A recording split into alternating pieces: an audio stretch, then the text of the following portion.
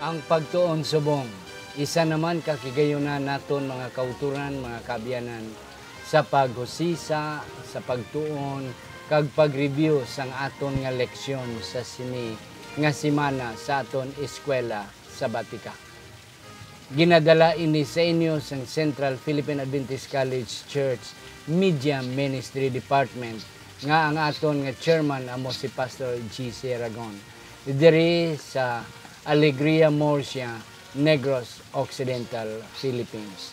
Kagkaroon nga adlaw mga kauturan dalayawon for the second time ang akon nga partner, isa naman ka babayi, wala sang liwan kundi si Ma'am Junalesa Lirasan. Siya isa sang aton mga instructors sa School of Agriculture diri sa Central Philippine Adventist College. Ma'am, mayong adlaw sa imo. Mayong aga, Pastor, isa kadungog sa akon nga manginbahin sining buluhaton sang Ginoo. Yes. Ma'am Juna, sa hindi pa kita magbasa sang aton kag magpangamuyo, mabasa sang aton nga sadsaran nga teksto, aton anay itamyawon ang aton mga kaabyanan, mga kauturan nga nagapadayon sunod sa aton nga programa, sa aton mga Ilonggo speaking sa London, sa UK, sa Saudi Arabia, sa Oman, sa Qatar, sa Middle East, bisan pa sa Australia, sa Amerika, kag sa iban pa nga mga kabahin sang kalibutan nga diin may mga Ilonggo speaking, even mga Cebuan speaking nga nagapadayon sa pagsunod kag naga-enjoy sa sini nga klase sang programa. Kag subong man diri sa Pilipinas, of course, sa diri sa Negros Occidental, sa bilog nga isla sang Negros, sa bilog nga isla sang Panay, sa Guimaras, sa Southern Mindanao, dira sa General Santos, sa Coronadal, kag sa Southern Mindanao Mission. So ginatamyaw namon kamo kag kabay pa ang Dios magapakamayo sa aton. Kag amon man ginatamyaw dira sa Mambusaw Capiz, si Ritzy Gallego, kabay pa nga ang Ginoo magapakamayo man sa imo kag sa imo mga buluhaton dira subong nga adlaw. Ma'am Juna, aton na iduko ang aton mga ulo sa pagpangamuyo sa hindi pa kita makabasa sang aton nga sadsaran nga teksto.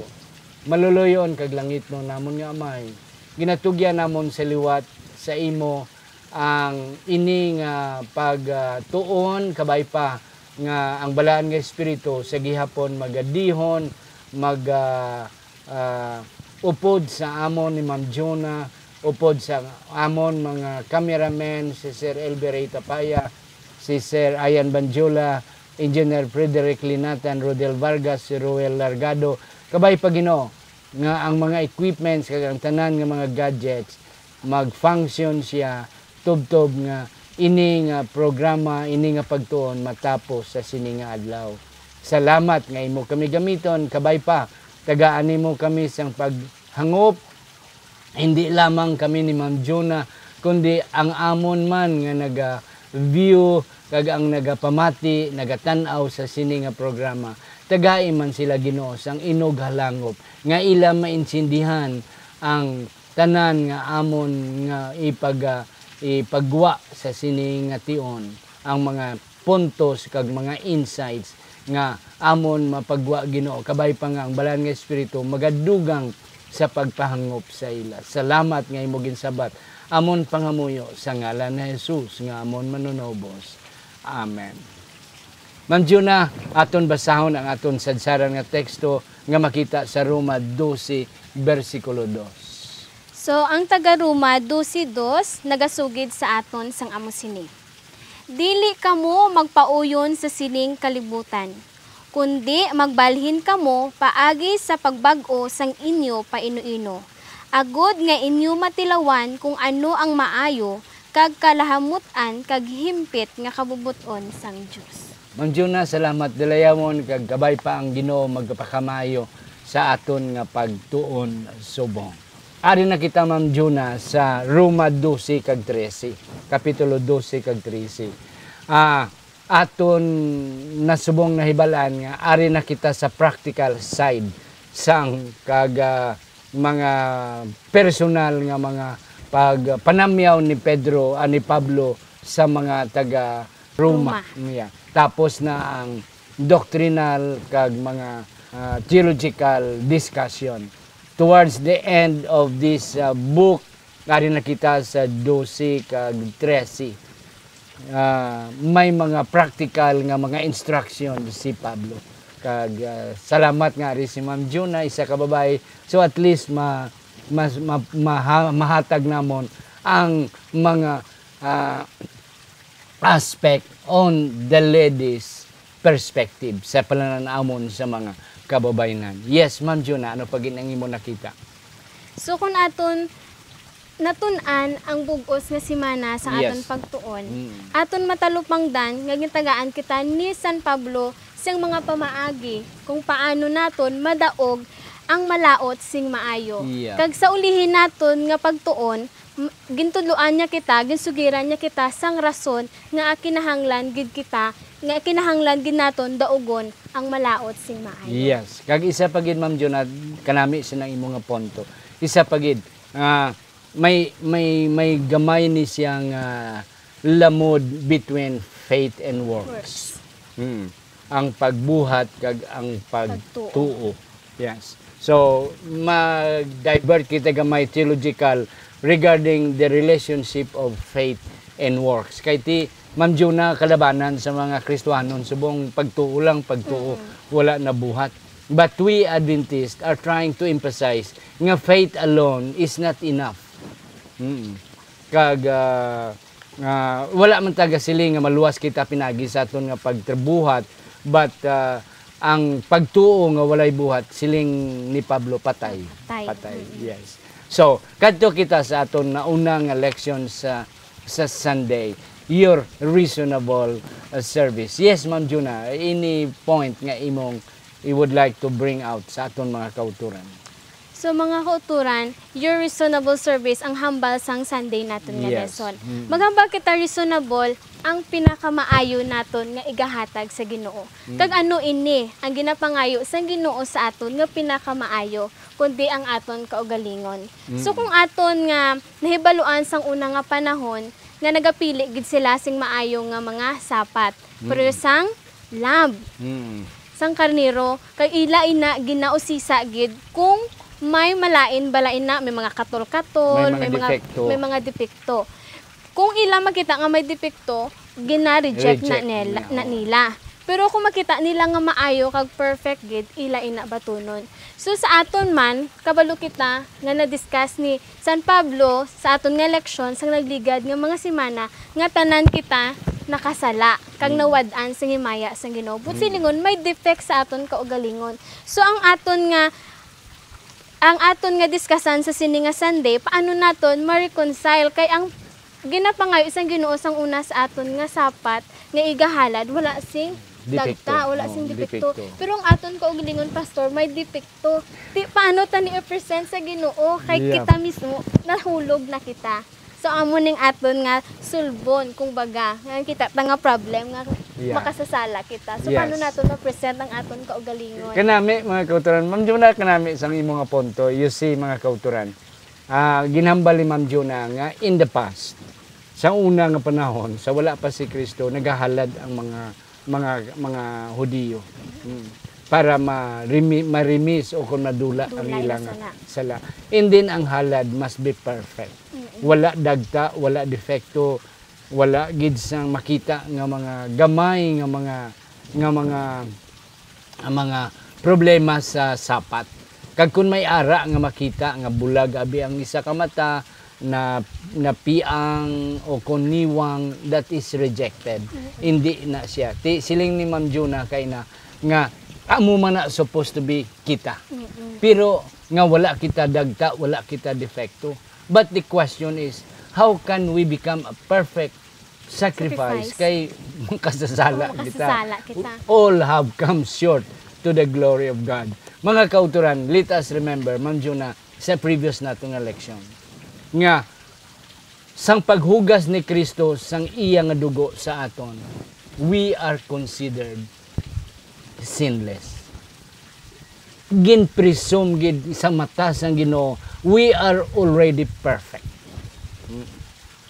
right after we accepted Christ, kag ang dugo niya nga naghugas sa aton, immediately we are justified. So, sa aton, siguro masiling tabo, wadamo pagid ko sala. But, Christ and God sees us immediately after we have been justified by Christ. Di kay ang justification kag sanctification na discuss na sang ligad nga mga sinimana. After we have been justified, gin pakamatarong kita in an instant, in a click of the second, before the eyes of God, we are himpit, perfecto kita. So, at least, amo na mga kauturan nga, we are blameless, we are perfect as a sacrifice. Ang aton lang punto, Ma'am Juna, is that, kay ti may life of sanctification kita mo, nga sa adlaw-adlaw nagakabuhi kita kay Kristo, ti ari pata sa kalibutan. There is tendency nga makasala kita, sa ilisibuano pa, makatabinas, makadalinas kita sa aton espirituano nga kabuhi. But let us be happy that Christ is all the time ready to accept us. So every time we ask forgiveness, we become perfect again as a living sacrifice. So, amo na mga kauturan ang aton nga medyo simple nga kanami nga punto sa Sunday. Kadto kita man Juna sa aton nga Monday to think soberly. Ang maghuna-huna kita sang maayo. Yes. Okay. Ma'am Juna, again and again, Paul teaches the 10 Commandments are not done away with. Si Pablo nagatudlo ngang napulo kasugo, wala. Sang ligan nga si mana ato natunan nga si Kristo is the end of the law. Siya ang katapusan sang kasuguan. But it does not mean nga wala na sing kasuguan. Ang punto to sa nalig nga si mana nga ang end Teloes sa Greek means the goal, the purpose of the law ended when Christ comes. Ang katumanan. Ang katumanan, oo. But it does not mean nga wala na sing kasuguan. Kaya kung wala na kasuguan, si Pablo mismo, wala na nagasimba sa Sabado. Si Pablo mismo, nangita na iban nga asawa, sopotan on, nangawat na siya. Kaya hindi manggali sala ang pagpangawat, kaya wala na sang sugo. No. But Pablo was a Sabbath, faithful Sabbath keeper. Yes. Yes, Ma'am Juna, ano pa ginang imo nakita diri sa Monday nga leksyon? So ang aton nga Monday nga lesson, Pastor, nakita ko nga daw related gid siya sa aton ginahimo subong. Panghuna-huna kita sing maayo. So mga kaabyanan namon nga nagatan-aw sa amon, hindi kamo maguna-huna nga ginahimo ni namon kay sagad na gid kami. Yep. Kundi ginahimo ni namon nga maka-share man kami, kay kabalog man kami nga may tumalanaw man kami nga masagad pa sa amon. Yes, yes. So amon man na isugid lang namon sa inyo ang amon nahibaluan, pero hindi kamo gunahuna nga sagad na gid kami kag tanan-tanan nga punto dire amon gid nga makuha. Yep. Tungod kami nagapatigid nga may ara man kamo kaalam. Tungod kada isa sa aton ginbugayan sang kaalam nga iya sang Ginoo. Yes. Ma'am Juna, thank you man kanami man silang imo nga punto. We are not perfect. We are not the best teacher, mga kautor, but we are trying our best. Okay. Ang aton nga Monday nga leksyon, nagahambal siya nga ang kasuguan matuman naton pinagi sa gugma. Yes. Nga true love, wala sang mabudlay pinagi sa gugma. Nga muna bala man Juna ang ginahambal sa mga Ilonggo, ang Ilonggo may binalaybay. 7 ka bukid akon ginlakbay, liyon kag tigre akon kaaway. Hindi ko balihon ang akon kabudlay, basta makita ko lang larawan mo inday. Ano ang punto dra? Oo. Nga wala sing mabudlay, wala sang 7 ka bukid sa gugma. Wala sing liyon kag tigre nga hindi madaog pinagi sa gugma. You see? And that is the same thing with the 10 Commandments, with the law of God. Hindi mabudlay ang napulo kasugo kung ang tao may ara gugma. Yes. Di pareho man sa imo malayo ang aton nga amigo na but because of love, the distance does not count much. Kag sa nakita ko bagid Pastor sa relasyon, kada isa sa inyo may mga rules. Yes. Mahambal ang lalaki nga amo ni ang gusto ko. Yeah. Mahambal man ang babae nga amo man ni ang gusto ko. Yes. So kung wala mo siya ginapalangga, pastor, Budlay. budlay gid tumanon ang Budlay. sugo niya sa imo. Pero kung palangga mo siya, do kahapos lang gid. Bisan tunga-tunga sa gabi, apos lang, daw lang. Because of love, you see. Amo man na, okay. Ari, mga kauturan, ang gugma din hinahambal ni Pablo, Ma'am Jonah, is agape. The love of God. Okay. Mga kauturan, atong dumdumon nga ang agape is love of God. But it is not only love coming from God. Agape can be our love to others as well. As long that kind of love is unconditional. And that is agape. What I mean is that, nga nagugma ka sa tao, wala ka gapaabot sang balos. You are just doing it because out of love. Ti pareho bala sa akon nga asawa, nanghugas ko pinggan, naghiamo ko sini, naghimo ko sang tanan, ay nagtrabaho ko because of my love, without even asking for any returns, without even asking for compensation. And that is agape. So ang punto ni Pablo diri nga kita maka-think soberly, maka-huna-huna kita sang maayo when we do it out of love. Nga hindi mabudlay ang magsimba because we love God. Hindi mabudlay ang magsakripisyo, it is because we love this individual. Yes, Ma'am John. So diri naghambal pagid si Pablo nga ang pagpanghuna-huna sing maayo, pastor, nagasiling diri nga willing ka nga una sang gusto sang isa ka tawo. Hambal dira, give preference to one another. So busingon gusto mo gid nga siya gid ang una. So hindi kaya maghimo sang hindi ka maguna-una, kundi gusto mo daw siya lang bala permi i-uplift mo. Hindi ta maghununa sang aton. Unahon ta siya. Kagun siya iya man huna-una kita man. Kundi ka nami, amo nang ginatawag nga symbiotic relation. Nga ikaw para Ma'am Jonah, ikaw may nobyo ka, ang maayo para sa nobyo mo, amo ang buhaton mo. Kag ang nobyo mo, buhaton man niya ang maayo para sa imo. Both of you are receiving good things. But at least, out of your mind nga, buhaton ko ni kay may utang na ni sa sakon, masobra pa nang ihatag sa sakon. No, hindi na amo siya.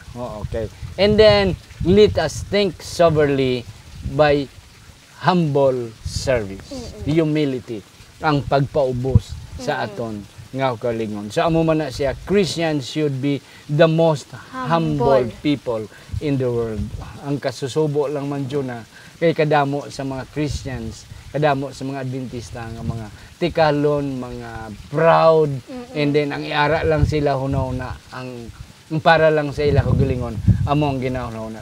So amo na ang laygay ni Pablo, think soberly, nga gasiling siya, be humble, love, serve by love, through love, and then be humble, the spirit of humility. Okay, kadto kita sa aton nga Tuesday nga election, the Christian and the state. Ano di Ma'am Jonah ang nakita mo? So diri nakita ko ang Kristohanon kag ang estado. So mga kauturan ato nahibaluan nga kita pumuluyo sang sini nga nasyon sang Pilipinas. So nato nahibaluan nga ang Pilipinas may ara mga kasuguan. Pero kung kisa ang ila mga kasuguan hindi nato nauyunan. Kag tungod sini nga rason kay hindi nato nauyunan, hindi na lang kita magtuman sini. No, that's wrong. That's wrong. Kay nakita naton pastor si Pablo bisan pagan empire na to gani ang Roma. Ang Roma, pero wala siya naghambal nga hindi na kamo magtuman sa ila kay malain na sila, wala siya naglaygay sina sa aton, kundi gang hambal niya pa tumanan nyo lang as long as nga ang ila kasuguan hindi magkomplekto sa kasuguan sang Ginoo. Yes. So ginatudloan gid kita gali mga kuturan ni San Pablo nga dapat tumanon gid naton ang kasuguan sang aton nasyon bisan labag pa sa aton nga kagustuhan as long as nga hindi lang mag-conflict sa Ginoo. Yes, kanami Ma'am Jonah, kadami gid Ma'am Jonah masawa nga sa pastorya. Okay, mga kauturan ang punto amo ini. Yes, dugangan ko ang kay Ma'am Jonah nga punto. Mga kauturan, si Pablo is under sa Roman Empire. And then kabalo kita nga ang Roma is one of the brutalist, brutal kag tama ka sakit nga klase sang impero. O nga ti ang ilagani ang pina sa kriminal ilansang sa cross. Pagkahuyan kagida sa tunga sang damo nga katawan. So wala na subong hindi na pwede kay against human rights na siya. Makasilig ni. But yet Paul is emphasizing that let us still respect. Because government are ordained by God. Gin-ordained sang Ginoo ang gobyerno. Ti kinahanglan nga ina nga gobyerno aton gid siya nga tumanon. Kag aton siya sundon. Despite nga hindi manami. Pero suno sa imong ginambal kay na nga tumanon naton provided nga hindi sila in conflict. Ti masiling abi karon magsandilo na wala na pwede sang Sabado nga simba, that's another story. But as long as ang government is giving us even just a little freedom of religion, let's respect. Sino man na si Presidente Duterte, sino man nang mabulo sa iya, o kung sino man ang aton presidente, let's respect them. Kagti kinanglan makita agin Ma'am Juna ang aton nga kabuhi bilang Christian. That Christian must be the most law-abiding. Yes. Ti Adventista po kita. So ang Adventista, the most law-abiding gid kita. Na ti kung mag-drive kita, driver kita, let us because we are Adventist, we must be the law traffic abiding driver. Yeah. Hindi kita yung mag-cut sang mga signal light nga bisan stop na makat pagid kita. And that's the point. Yes, so some more. So dapat gali pastorya kay kita mga Kristohano dapat kita gali manguna sa mga programa sa gobyerno basta para lang sa kaayuhan. So dapat makita kita dapat siya nga pangulo kag ara gid sa unahan. Amo nang ginatudlo ni San Pablo sa aton. Na amo na nga kita gali nga Adventista wala kita gaulo-ulo sa mga strike kag mga ano na gani sa dalan bala mga protesta sa dalan. Kay let us respect. Ang aton lang buhaton is let's pray for our nation. Okay, love one another. Bao kanami gid sini nga punto. We had been preaching, discussing about love one another. Yes. Ano na ang imo nakita Ma'am Jonah? So sa diri naman nga punto sang sini nga adlaw pastor, ako nakita nga ginatudloan kita nga hindi kit nga ginahimo naton ini nga butang para maluwas kita. Kundi ginahimo naton ini nga butang sa aton isig kapareho tungod ginahigugma naton siya. Ano ang nagtulod sa aton nga higugmaon naton ang aton nga isig kapareho? Ang gugma nga ginhatag sang Ginoo sa aton. So since gintagaan kita sang gugma sang Ginoo, so ang aton nga buhaton ini nga gugma ipaalinton man naton sa aton isig kapareho. Kay kung maghimo-himo, kung ang ini nga gugma nga mag-motivate sa imo, hindi halin sa Ginoo, basi sa lain nga gugma. Basi ini nga gugma, may gusto ka nga mga balos, pastor. Pero kung ini nga gugma ya halin sa Ginoo ya, wala kaya sang gina-expect nga balos. Kay ang gugma nga nagatulod sa imo, gugma sang Ginoo. Yes, I tell you, kanami, mga kotoran nga punto. You see, kaya man dyan na dugangan akon, God is love. When God is love and you see, Ma'am Jonah, I am a teacher of theology students. Kag sa Christian beliefs, sa subject ng Christian beliefs, aton matun-an dira nga ang Ginoo may 5 ka mga attributes being God. Omniscient, omnipresent, omnipotent, eternal kag immutable. Ini sila. Ini nga klase sang attributes wala ni gina-share sang Ginoo sa tao. Kay ti kon ihatag ni sang Ginoo nga attributes o kon karakter, ti ang tao mahimo na Dios.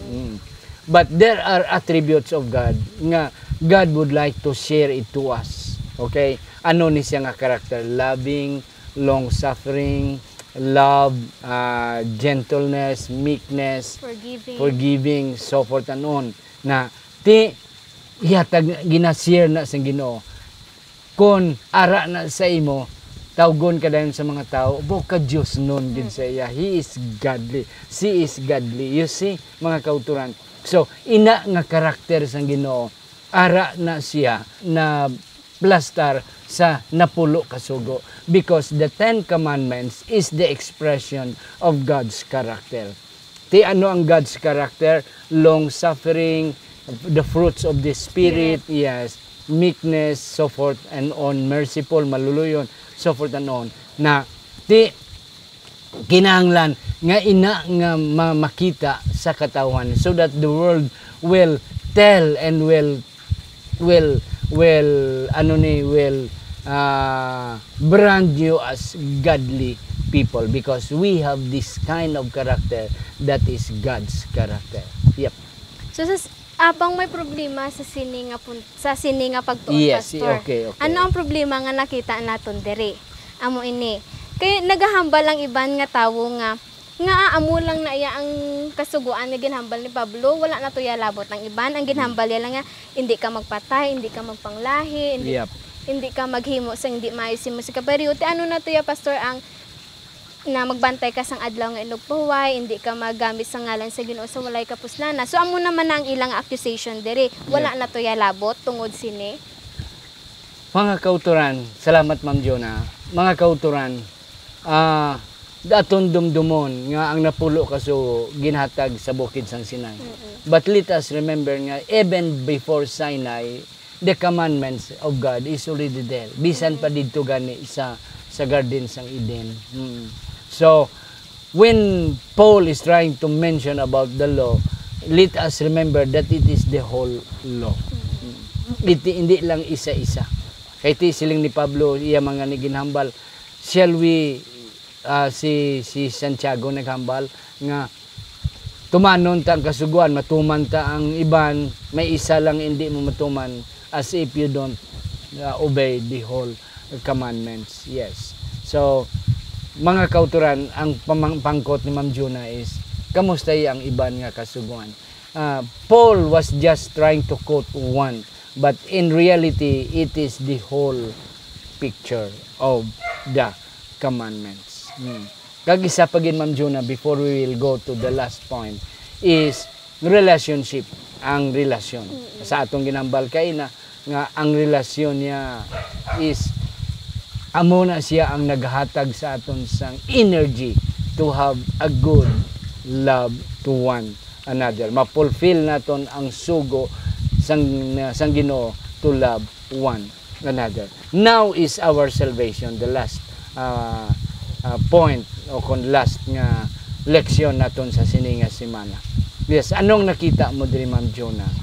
Sa sini naman nga pagtuon, pastor, ako nakita nga ginalay gayan kita ni San Pablo nga kinahanglan na kita magmuklat. Amo ni ang rason, mga kauturan, nga kinahanglan naton daugon ang malaot sing maayo.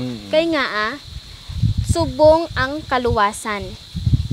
Lapit na magkari ang aton nga Ginoo. So amo na ginalay gayan nga kita nga hindi na kita magpabuyan-buyan, hindi na kita magpadugay-dugay, kundi baguhon ta ng aton kaugalingon, itugyan ta na sa Ginoo.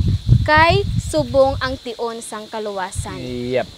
Mga kauturan, ang mga Hudiyo nagahuna-huna nga pinaagi sa ila pagtuman sang tanan nga mga requirements sang kasuguan, may kaluwasan sila. Siling ni Pablo, now is the time. Let us wake up. Siling niya, ako Hudiyo man, amo to sa aton nga sadsaran nga teksto. No, nga ako Hudiyo man, let us wake up right now. Nga ang aton mga ginahimo sang unang kadulom, let us now magmatana kita kay subong na ang adlaw sang kaluwasan. Yes. Ma'am Jonah, damo pagitani ang aton madala galing way nakita sing panahon. So mga kauturan, the same thing, wala gid siguro namon mahatag ang tanan, but nevertheless na nakabulig kami sa inyo pagpatag sang atong nga leksyon sa sini nga semana nga ginatigulo overcoming evil with good. Ang aton pagdaog sang malain pinaagi sa maayo. Ang aton relasyon sa isig kapariyo, ang type of love nga gugma nga aton pagabuhaton, ang aton pagrespeto sa aton pangulo, sa aton gobyerno, kag ang kaluwasan subong. Ang aton reasonable service, ang aton pagpanghuna sang maayo, think soberly, siling ni Apostol Pablo. Kabay pa ang Dios magapakamayo kag magapadayon kita sa pag-alagad kag pagsusisa sang iyang kamatuoran. Aton mga kauturan iduko ang aton mga ulo, Ma'am Juna, aton takpan sa pagpangamuyo. O Diyos nga maluluyon, madam nga salamat sang imo nga pagpakigupod sa amon pagtuon sa siningatak na. Salamat sa langit nun nga ihibalo nga imo ginhatag sa amon. Buli kami Ginoo nga magpadayon, buli kami magdangop sa imo sing bugos, ka ikaw man magapakamaayo sang amon mga tagpalamati, pinaagi sa sini nga pamaagi o Ginoo. Kag patawara kami sa mga kasub-anan nga amon nabuhat sa ngalan ni Jesus. Amen.